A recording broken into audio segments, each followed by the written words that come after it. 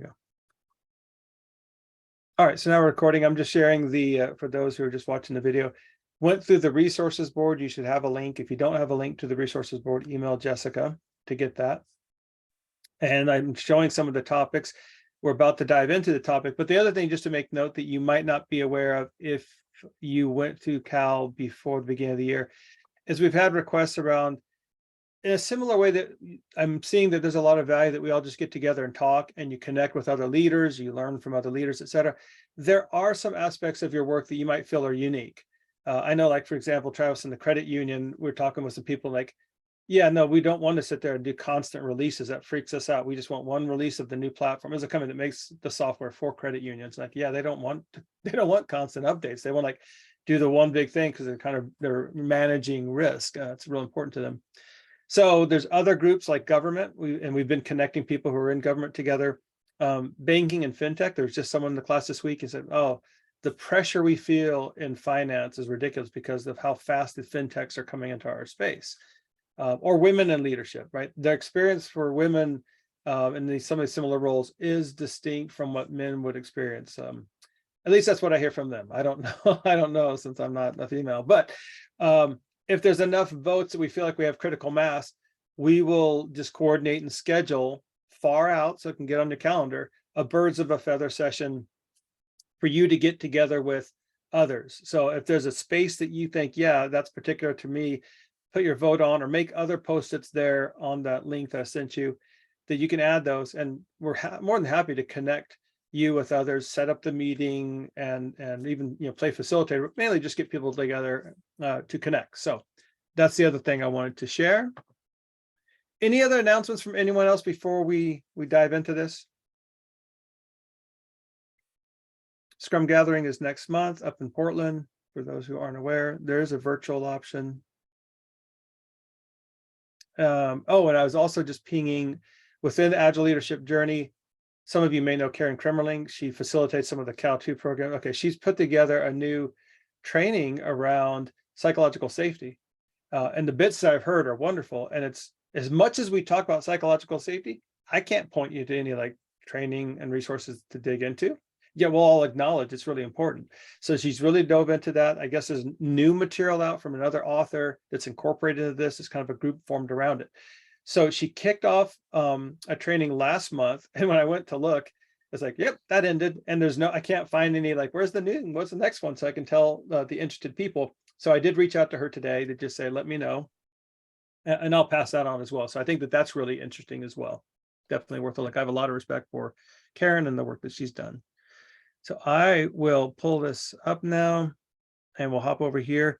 The first thing we've been doing lately that seems to be appreciated is, before we dive into the work, we just take a little time to get to know each other, for those who don't know, because we're coming from all sorts of different classes where we went through. So I will set that up first. I'm going to set up 2 breakout rooms, and you will have a chance to introduce yourself. What's the company? What's your role at that company? And maybe like why'd you take the Cal class or what you got from it. But however, my only request is that you be nice to each other. Don't be mean. That's not helpful. I'm going to create the 2 rooms now. Some of you are planning on that, like, I was going to be mean, but you know what, now that he said that, okay, I'll put that aside. Just like a minute or 2 each, go through, introduce yourself, and we'll come back. We're going to dive into part 2 of this session and pick up, and I will see you in 6 minutes.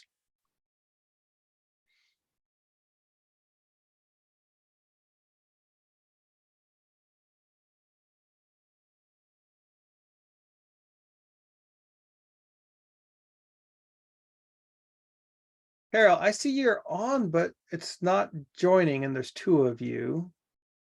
Everything okay on your end? Maybe it's a connection problem.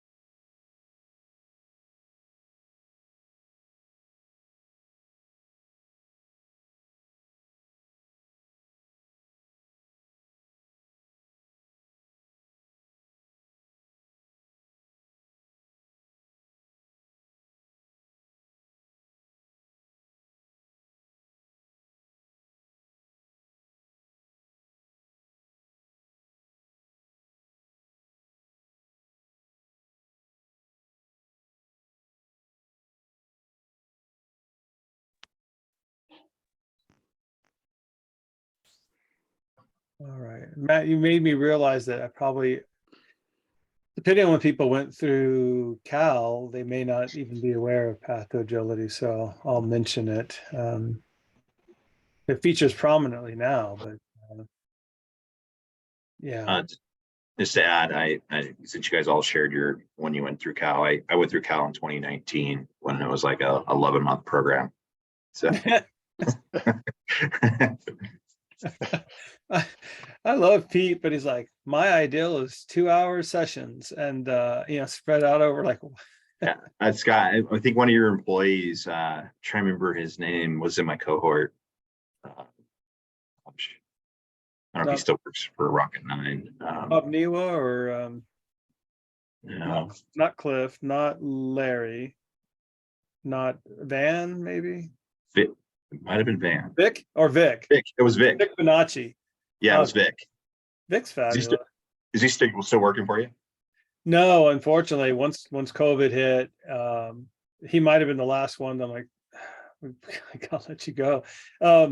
Yeah. So he was with Leading Agile, which is really interesting. Okay. He just made a switch, but we still talk, and he still does classes for us, but he's no longer full-time with us. But yeah, great relationship. I love the work that he does. He's like one of the true coach kind of a person.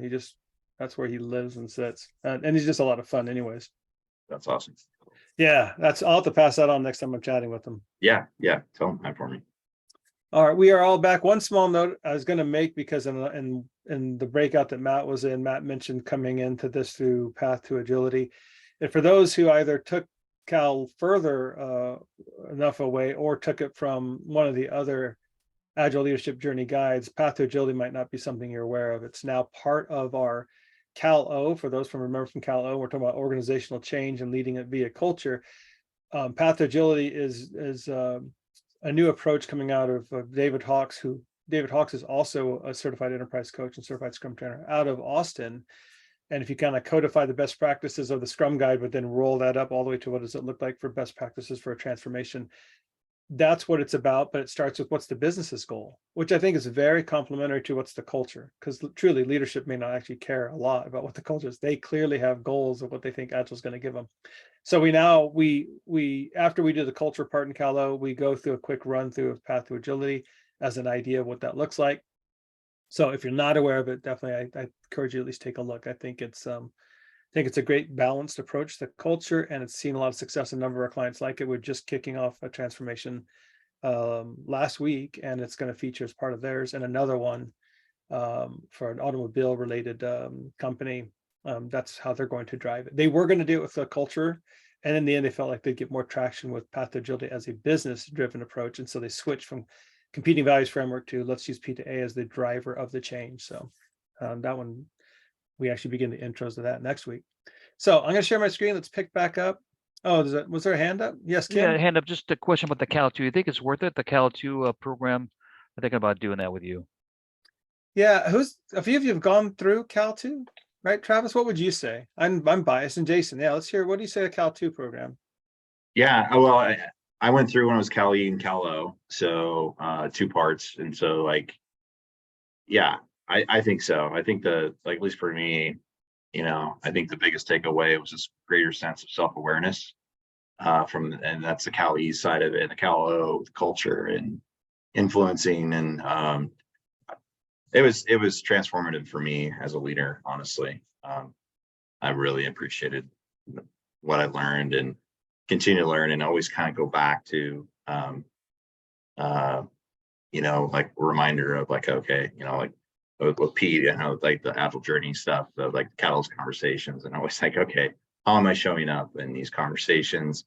Am I stepping into this expert leader, this achiever, a Catalyst leader? So I'm always just yes, worth it. Short answer. Sorry to interrupt you. Did you get trained on doing that? Because you can do a training track as well. Once you get certified of Cal 2, you can actually petition to be more of a trainer. I forget what they call that. Have you pursued that as well? I don't want to take your time up, Scott, here, but yes, that is an option that I don't know a lot of people pick up on, and I'm a little surprised. I think it's a great opportunity to pick it up. Now, clearly, I came in, from the early days, so it wasn't its own program, but we do have people now that show up for these internal ALJ guide conversations, and they're Right, that's what internal AO, coaches. the guide, right? Yeah, so the guides, like, there's one from Vodafone was on the last, and Danske Bank was on there, Deutsche Bank.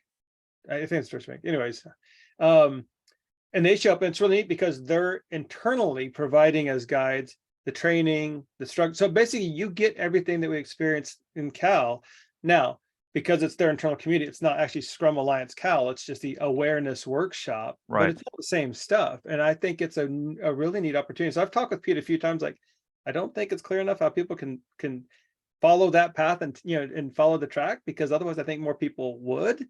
I definitely would take a look. I mean, everyone that's done it and's a part of it seems to continue, and that's one thing that shows success to me, is they keep coming back and they're part of the community, and they're showing up, and you're just connected now. Imagine having these conversations, you know, several times a month, because there's a book club, there's a hear from Pete about some new topics, there's all sorts of things happening, just that community, just like us, serving either, you know, your internal company or maybe publicly in your own way. So yeah, I would definitely take a look at it.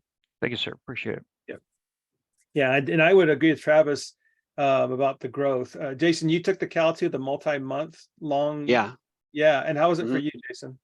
No, I thought it was fantastic. So for me, I would describe it as Cal 1 for me was really more of an introduction and laying the groundwork to this knowledge base, so kind of getting knowledge about it. And then Cal 2 for me was practice. It was a practice program. So we in our cohort, you know, we would set out we would discuss a particular topic, we'd set out objectives, and then we would spend the next week at work trying to implement those things. And we would like, okay, I'm gonna have a conversation with this group because I'm having a hard time with them, and I think this is gonna help. So I'm gonna break the ice with them, and and then I'll do it, and I'll report back next week. And so it was really a lot of this back and forth and helping each other, coaching each other, and moving forward and learning together. And it was great. Yeah, so it was multi-months. It was, I don't know, 6 months maybe. Yeah, I think it's Maybe, 6 months. yeah, Yeah, it thanks, was good. Jason. I'll definitely check into it. Yeah, in fact, I still keep in touch with that cohort. So we're still, you know, and that was, I guess we're going on 2 years out from that program now. Yeah. Thank you, Jason, for saying that. Yeah, Yeah. the way you described it is just, I think, that value of take a piece of this, you're going to really work it, come back in a week and let's discuss how that went. Mhm. Excellent. Thanks for the feedback. And let me know, Kim, how that goes. Anything I can do to help, we'll pick it up. You'll So get I'm going to move us into this next piece. And one thing I realized is someone reached out, like, what's the timing of this meeting? I guess they had 2 different invites. And I'm realizing maybe these aren't as quick as I thought. So maybe we do need to, you know, just assume it's 45 minutes or an hour or something. You tell me, because I don't want to shortchange when you show up that you don't get to really dig in. But I also don't want to take up too much time on the calendar when you have a lot of things on your plate, I'm sure. So we picked up the conversation, moved it to a mural board. I moved a few things around, but the topic was, how do we navigate Agile in a traditional waterfall environment? And really what that was about was, look, I can't change things. So I need to try to make the Agile happen without, you know, I've got clear roadblocks I can't do anything about. I don't necessarily have the organization support. So I can't tell people stop that if they're at a certain level. It's just, you know, weave your way through that. So different levels. This is more about influence versus authority. We talk a little bit about impediments. And then we brainstormed quite a bit, and then we did a little bit of voting. I grouped these a bit. So some of this is about mindset, and we'll scan those in a moment, or it's about process. But in the end, before we pick up that part, I thought it's worth mentioning that some of this, if you go back to Kotter's change model, so I put this and added this back in. So I'm lifting this back up off of Cal O as a reminder. Kotter's change model says one thing we have to do to get change really going is you got to create short-term wins. In the new Cal T, we end the day of Cal T talking about how do we influence. And one of the ways I say is, I mean, the number of times I've seen the direction and the current completely shift in a transformation was when there's a clear win. As soon as someone saw, like, what the heck are they doing over there? All the arguments, all the resistance, it's just like night and day. So think about where your short-term wins are. We are going to do a little bit of work on that today just to reinforce that. But it might bear like reviewing Kotter, either that book, if you haven't checked out Leading Change, it is a great book, or just go to his website and take a look It's kind of refreshed a bit from when that book came out quite a while ago, but definitely worth a look. So I just wanted to put that back in front as a reminder. So here's what I thought we would do. Just like we've done in the Callow, let's have a conversation. We'll do breakouts and do some work on this, which is take a look at what's up here. So I'll give you a chance to vote. There's some votes on here already, but I'll give you some votes. And then whatever gets the top vote, let's hop back over to the Catalyst canvas and work it. You know, why is this important? What obstacles might we run into? Like, let's really think about, I'm trying to move forward on navigating Agile in this non-Agile workplace. Maybe measures, but then we'll get the small steps. Once we get these small steps and round that off, we'll drop that into the create small wins canvas, essentially. I locked that down. And by the way, I brought this piece off of, it's a mural board. So you can look for brainstorming and decision-making under mural templates and find it. But really, this is the lean change canvas that I sometimes would share and is on the resources board now. Because really what you're looking at, how much work or how difficult will this be to do? And what's the potential impact or what we would say is value? And then you'll kind of group those out. And what you're looking for, you know, is items that are, you know, right here as this, you know, not a lot of work, or sorry, right here, not a lot of work could be a big impact. And to be strategic and how you, where, my friends, you only got so many hours in a week. And the things that are on your to-do list, think of it as a backlog and then prioritize it. I think we end up getting pulled into stuff like this would be like hella low on my backlog right now, but here I am in this meeting. You as a leader have to maximize your impact and you've got to get the biggest bang for the buck. And yet we get pulled in all sorts of stuff because we're almost like order takers, like the organization. Oh, you need me there? You need me to do that? But we never evaluate, like, I don't think I need to be there. You know, so just try to be intentional about the spend, in this case of your hours, not budget, but the spend of your time to get maximum impact as a leader on behalf of the organization for the teams. All right. Preaching mode off. So I'm just going to give us a couple minutes for us to scan these in case you haven't seen them yet. Take 3 votes and I'll put some dot votes on here for us. And you'll just spin them where you want. Let's see, dots. Scott, I don't seem to have that link. I don't. Yeah, I don't either. Me either. I thought it was just me. Oh, I did put it. Yeah, I think it the makes it a link- lot easier to collaborate if there's just me. Everyone agree. All right, let me put this out here and you will then be able to collaborate. Let me find my, here we go. Yeah, I guess I just gave you the resources board. So, oh, and Carol had to drop, so that's fine. All right, give you a moment to get on there. The timer has been temperamental, but let me try what we can do. Are we just voting in the mindset area or all of it? Sorry, all of it, and I put the dots just up on the side. Give you 3 votes each. Yeah, I think yeah, that was just grouping, but whatever the preference. There we go. Scan those, vote, and then we're going to drop one of them. We'll drop 2 sets down. We'll do breakouts on the next piece.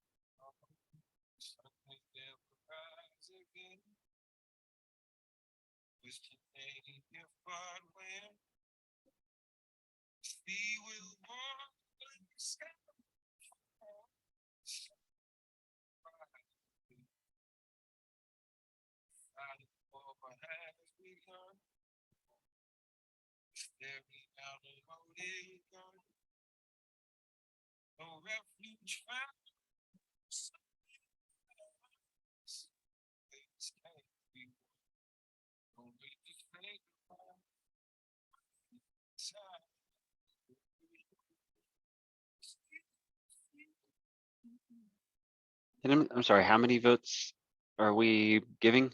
3? Three, although it Okay. depends on your title. If you have a higher position, I'm gonna give you 5.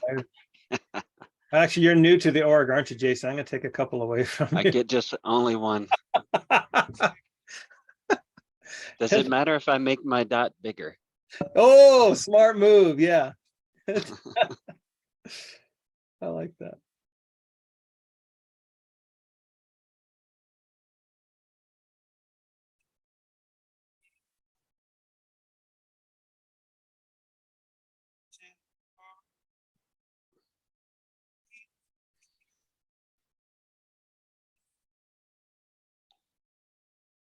I see the pattern of the voting.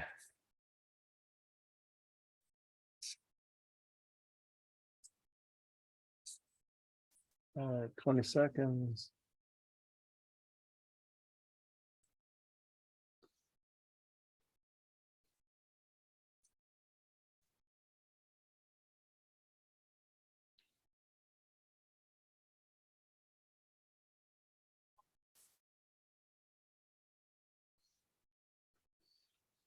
All right.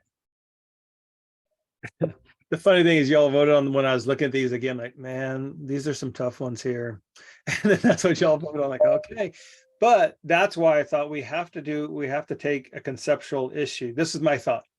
We got to take this conceptual issue and do something with it. Because these are the kind of things like we all of a sudden say, yeah, they don't get it. Like, I can't, but what are we going to do about that? We're the change agents. And so we got to find a way to break this down, distill it into action. And that's why I thought, well, then let's run it through the Catalyst canvas. So here's my thought. We take these down, copy that, move it onto one of these boards, put it right in the middle. If you remember from this board, you kind of put the Y right in the middle. I don't want to cover up the number though. And then you work it in this order, 1, 2, 3, 4. You start with why. Why is this important? Are we all in agreement? The urgency, remember from Cotter, sense of urgency. And then think about the obstacles or forcing functions, we might call it.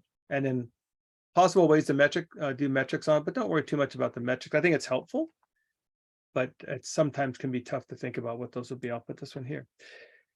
So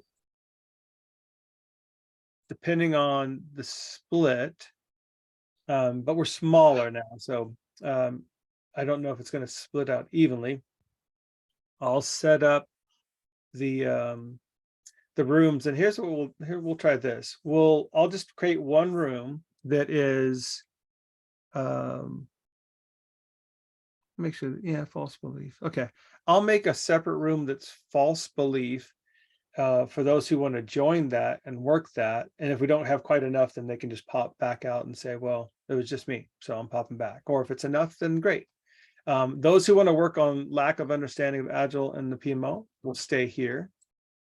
And it's usually about 2 minutes each to kind of go through this. And I'm watching the clock, so I want to make sure we actually wrap up too. So watch the clock, give it just a couple of minutes, a couple of post-its, 3 post-its, that's good enough, and then move through. Because we do want to end on that green to say, what action items do we want? Because these green stickies are will then pull down into that canvas of the effort value matrix. Okay.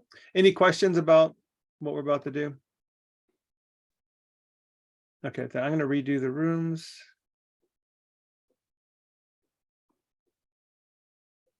Recreate. I'm just going to call this is the false belief room.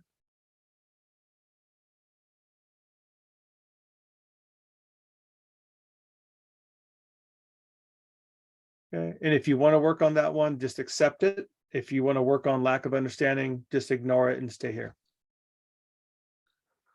And 2 minutes per quadrant. There we go. All right, let's dive in.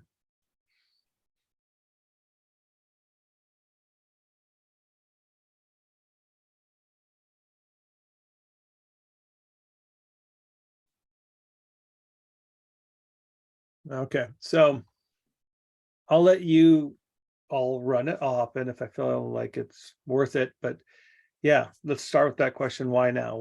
Why is this so, why do you feel this is so important to the organization, or why should they think it's so important to the organization?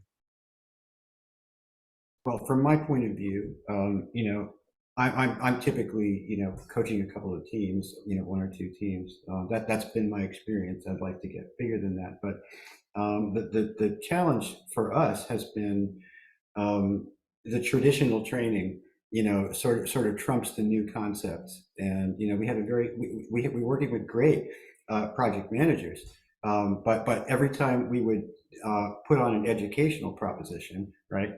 It would sort of stick for a moment, and then their, you know, their minds would expand a bit, and then it would snap back like a rubber band, like one of my old colleagues used to say. And so it was more a matter of stickiness rather than intransigence that we face.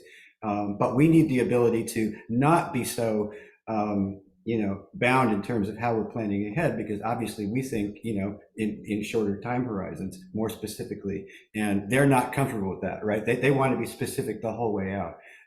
So that, anyway, that was my 2 cents on that. I don't know if that's worth a sticky, but Yeah, pop that in there. I think that is. It's almost like this idea that the mindset doesn't, it might move, but it snaps back, right? That's the trick. I'm gonna check on the others. I'll be back.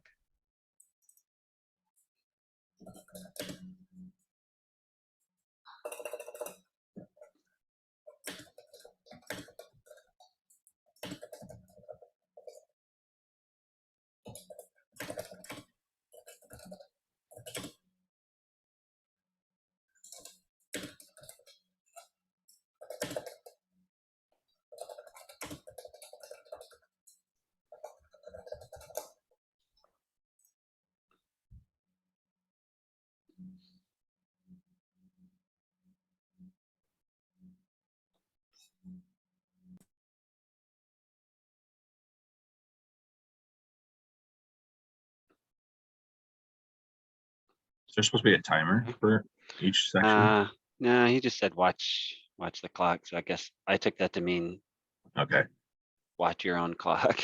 all right.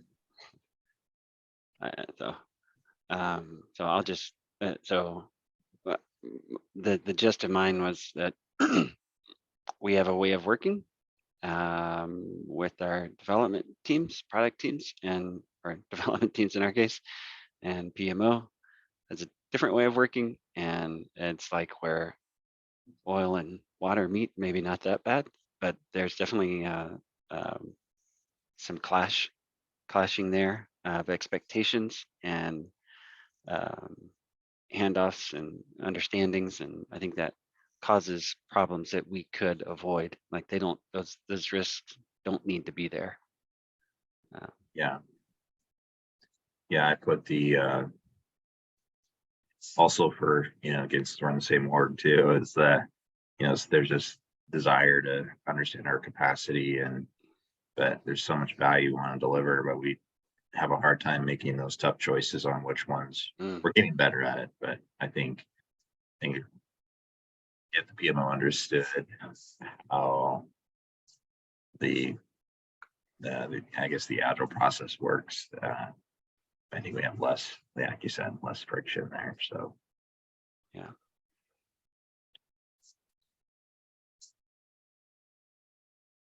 Go down to obstacles now. Is that the deal? Yeah. Okay.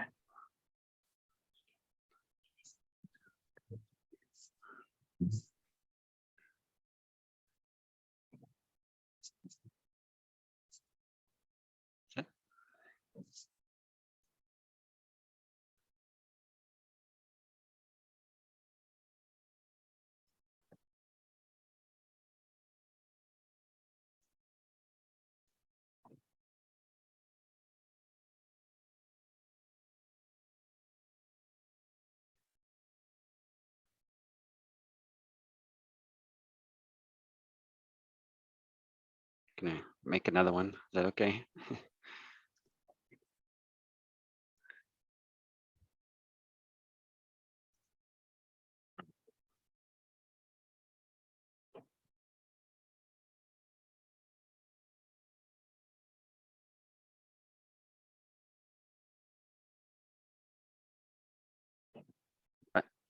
I think I'm kind of getting at maybe some of the same things that you are here, feeling undervalued or a different way of working can be a threat and can feel that way. Yeah. And it's a threat to my role, it's a threat to my authority, or a threat to the way that I've always done things. Yeah, that's something that we've definitely navigated. And you know, I think anytime there's a situation like that, you know, giving people extra and constant validation, you know, is highly useful. And you know, and making sure that we frame things in terms of how we can contribute to what they're trying to do, which is important, right? Rather than say, you know, we're trying to replace you, because we really are doing very different things here, right? And so it should be clear to them that we're doing different things. We're adding, not overcoming, or not replacing. You know, sometimes, in fact, people we deal with, we are in fact replacing, and sometimes we are in fact shifting responsibilities around. But this doesn't have to be such a case. And I think that's, if we go into it a priori, like knowing the difference between those. This is one where we can easily indicate how we're adding, right? Instead. Yeah. That helped us, even though the educational Yeah. proposition was sometimes unclear, you know? Yeah, I like that.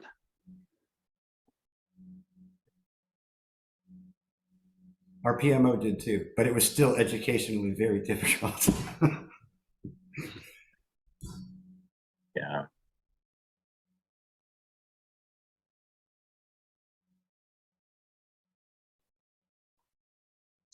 Yeah, I think converting, you know, like some of what we do into metrics that they already know and use, because their upline already knows and uses the very same metrics, right? So trying to jump to up to, right, and make that an educational proposition, you know, that's not within the purview anyway of a little coachy boy. That would be more, you know, enterprise change management, you know, kind of thing. Yeah. I think, yeah. One of the things I know we need to do a better job is focusing on the outcome versus just completing the work. You know, the PMO traditionally, not just the one here, but is always about just, you know, percent complete. Is it done? Can we move on to the next thing? Like, are we revisiting, going back to do we actually provide the value that that project was intended to deliver? And did we hit those outcomes? And so I think if we can start to stack hands on measuring outcomes and like Jason heard a little bit yesterday, some of the things that we saved, you know, we saved this money, or we improved this process and made life easier here, and those things. Like, that's where I feel like we could like rally around that as a APA practice and a PMO. You know? Well, you know, one thing I think where we could possibly get together is, you know, we all like delivering value, right? They have a sense for what's being measured that causes value to be delivered. We might have a slightly different sense, but right. But if we can agree on money, what exactly we're monetizing, right? Then we can say, you know, this amount of expected ROI delivered, right? Which normally they would have to calculate themselves, right?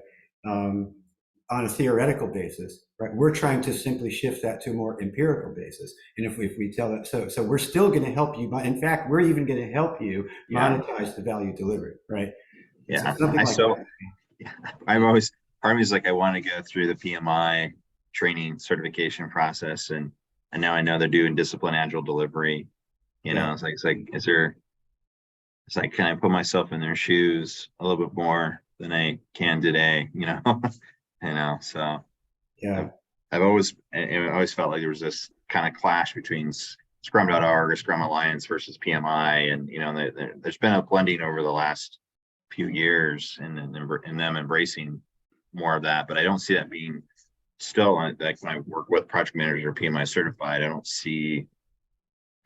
still not a connection.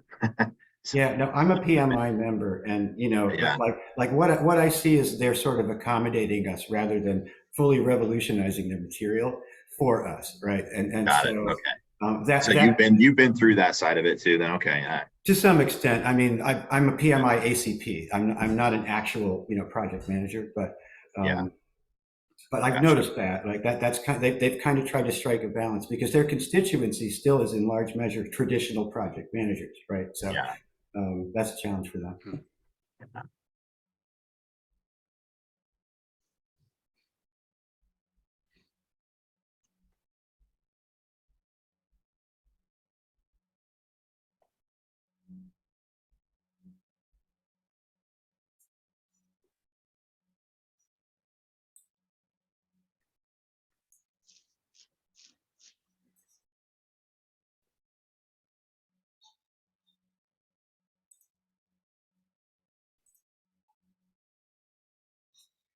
Yeah, I'm not quite sure how to represent, you know, so how to kind of distill the conversation we just had, which I think is awesome, into like teeny sticky. But you know, the fact that we're helping them, you know, deliver metrics upstairs, you know, that ultimately will be understood upstairs, was a sort of a key observation from what we just. I would be curious, like, if you wouldn't be willing to share what metrics they, like, that seem to resonate with the senior leadership. Yeah, well, they're thinking time to market, and they're thinking ROI, right? So they Okay. have a notion for they're delivering a product, and so they're thinking they're basically doing at the business level this financial projection, right? And so Okay. we just need to deliver them the stuff that they always use, right? That they're familiar with, that they always use, and that's going to maybe differ from business unit to business unit, but it always has the same basic flavor, and so that's sort Gotcha. of. Yeah. Elliot, remind me what organization you work for? Oh, my recent gig was at Zoetis, which is a veterinary medical diagnostics outfit. Okay. But when you say ROI, it's really more financial based. It's not. Yeah, yeah. I mean, that's what the project managers are there to manage, right? Yeah. Is to make sure that those business expectations are being monitored as they're carried out. So. All right, I'm looking at a lot of great work here. Although I think our team did better. I'm being objective. Hard to argue. I'm looking at these. And normally I would do a debrief, but I think just to make sure we give the next step a little bit more time, team one, copy your greens down. I'll copy our greens down. And what you'll do is just place them where you think they fit in that quadrant, and then let's debrief on that part.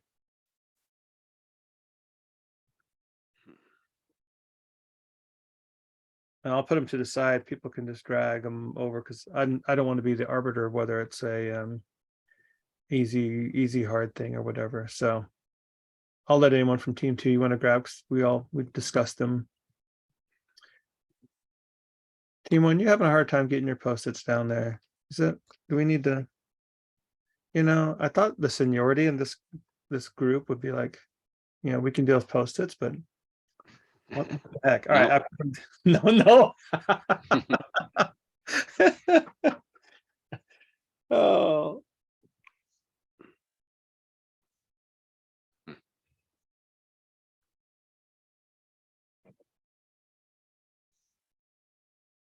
Nothing beats the mismatch of expertise in your area and technology limitations as the judge who is not a cat in that court scene. You could,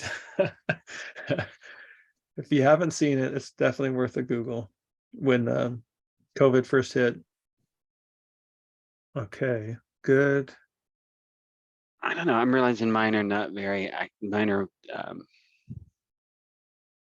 a little more conceptual. Can you tell me some more, Jason? Yeah. So I put the unite on common goals, right? So that's kind of like an outcome more than a. You know what I'm getting at? Like as opposed to like brown bag sessions, like that's a very like, okay, I know how to set that up. That's the thing we can do. But I think mine is like maybe trying to get to the outcome. That's what I stated as opposed to the action. Yeah. Well, then I just put a post on there. So like, one thing you could do to help make that happen is, because I'm with you, that's a great outcome. That would look like, a number of specific steps.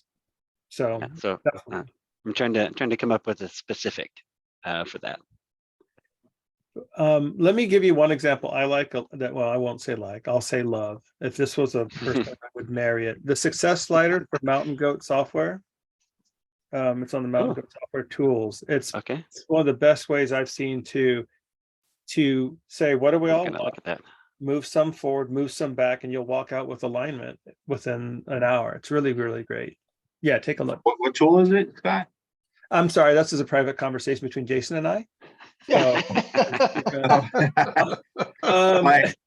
I use Mike's Scrum Foundations video series a lot. Sure. Have you ever seen that? Tools, yeah. but Oh. that's just more about Scrum. So like, you know, it's obviously very Scrum specific, but It's Yeah. this tool right here. oh, And then that way, so what I do is I first get them all together and say, everyone write down what you think is the most important aspect of this for success, or whatever it is, right? They all write it down. And then you just do your classic affiliation, say, well, 7 of you said this, 5 of you said this, 3, and then a whole bunch of you we have 1 on these, I'm going to ignore them. But once we have this, I say, okay, now everyone move one of these forward that's more important than the others. Well, and then I collect them all. I'm like, well, the Democratic, most people said this one, but it's a 0-sum game. So now everyone move one back, and they all choose. I group them and say, well, in general, we move this one back. But fairly easy to simply say, well, everyone looks like the most important thing is stakeholder satisfaction. You know, we'll flex on scope. It's a little like that, you know, it's a 1, 2, 4 all type thing, but you're grouping the information in a simplified way and then walking out with agreement. So Jason, when you say that, which I think is marvelous, then that's one way you could do it. There's other ways too, Yeah. but you could at least get something, or if nothing else, you get them talking, you don't hold them to it. It's like, well, this has been insightful. Thank you for your time. And they would agree. No, I love that. I've not seen that before. I'll paste it in there so it'll stay with us on this board. Link, and there we go. And it's on there now. In fact, if I just paste it here, it'll do the whole shebang. All right. Good. So looking at this, it looks like we do have oops. some. Sorry, I started to put them on the quadrant. That's probably not Good. No, that's what I'm. So this is nice. I feel like we took a lot of complex work, got kind of tactical, and then still showed some strategic intention. Like, yeah, but which, you know, if I'm really going to be smart with my time, and I love this because, you know, setting up brown bags. Some of the easiest thing I've done to influence, we're just doing the organization part. Like, I just set up this meeting, and I email everyone, come. That could be done in 30 minutes, unless it's that nuttiness of, can I get a conference room approved for and all that, whatever. But a Zoom session, etc., not a problem. Send out the invites. That, and even if it doesn't work, well, you didn't waste much time on it. Contrast that when I organized an Agile day at Dell, like that was a lot of effort. Like, this better pay off because it was weeks of work. So I love that. That's a good one. Running through a 1-hour session with some people, success stories. I would agree with that. The one-on-one with PMS build relationship. Oh, PM. Sorry, that's supposed to be a lowercase. Oh, gotcha. Yeah, I don't know if you can. Okay, so with the project managers, I think that's excellent, Travis. The number of times I just have a one-on-one, 89% of the time, it's better after the one-on-one, even if, you know, we don't move the needle specifically, but we built relationship. And the times I come back later to see if we can move the needle, they're much more willing because I actually had been spending time with them. Yeah, That's great. I've always, there's a I guess a saying I always come back, you kind of earn the right to speak in to something or someone's way of working, or you know, if it's on a personal note, speaking to somebody's life, you know what I mean? Kind of. Yeah. 100%. I just want to add on to that, Travis. Think about the difference of walking into someone basically saying, I'm going to change the way that you work. And you haven't built relationship yet. And like, what the heck with you? You're going to tell me how to do my job, right or wrong? You don't have the relationship yet. Reminds me of that SCARF model, and the R is for relationship. Like, who are you to come in and tell me, like, you don't know what we're doing here? And so, excellent point. Mm-hmm. Yeah, the nutshell video, if anyone hasn't seen that, that's just a classic. Anytime we're just sending links, like, hey, take a look, you might find this interesting. Low effort, possible big return I've seen. Anything else to comment on that you put down or from the discussions or on the board at all that we want to share? I'll take that as a no. All right, so we're going to pause on that. I just want to retro a little bit because, as I mentioned, we're just starting off the topic sessions this year. So they're new, and I'm really interested in what's valuable to you. So how are these working for you? How was it? How was today? Any input on what we would change or adjust going forward? I know it's challenging because it seems like it's my second time attending, Scott, but like, it seems like the quick intro and getting to know, and there's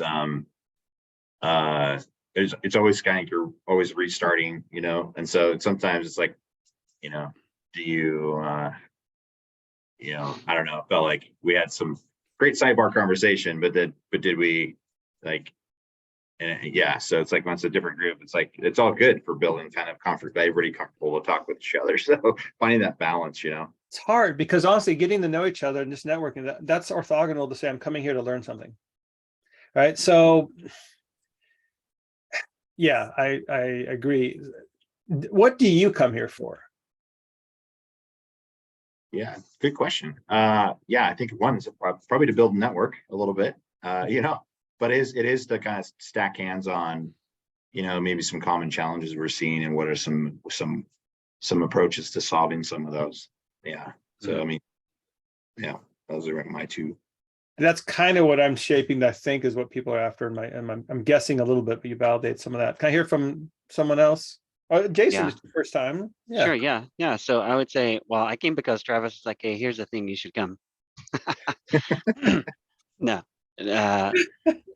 No, so I mean, of course, I kind of, you know, had some idea of what it might be like, but I think what I got out of it was being exposed to some ideas that I had not been familiar with for a little while since, excuse me, since being in those Cal classes. It makes sense, like coming in here and doing this, these exercises. Yeah, you know, what I got things out of, you know, what we talked about, these specific actions. So got ideas there, but then also I was thinking, well, this is a great tool to be able to use in other areas as well, right? So for me, it's kind of expanding and refreshing my mind and saying, hey, here are some tools you can take out and you can use in other places. I'm like, oh yeah, I saw that 2 years ago and I kind of forgot about it. So That's what I've heard in the classes. It's less about teaching people stuff. It's more about reminding them about things they already know. And I like it for that. And I love it every time someone's like, oh, that's new. I hadn't heard of that. Or a book gets shared or something like that. Mhm. Then I feel like, okay, you walked away with some practical nugget that's helpful and that's the win, right? Yeah. Well, I see that we are at time. Feel free again to reach out for any other questions or anything else. In 2 weeks from now, it'll be just a lean coffee session. So whatever you care to talk about, show up for that. But don't be a stranger. If you need anything else, let us know. Otherwise, I will let you all go. Thanks for dropping in, even Okay. on Friday. Have a happy Easter weekend, everyone. Yeah. Good to see you again, Travis. Nice to meet you, Jason. Thanks for Yeah. showing up. You too. Good to see you, Thanks, Scott. Richard. Great to see you again. Great to see you guys. Thanks. All right.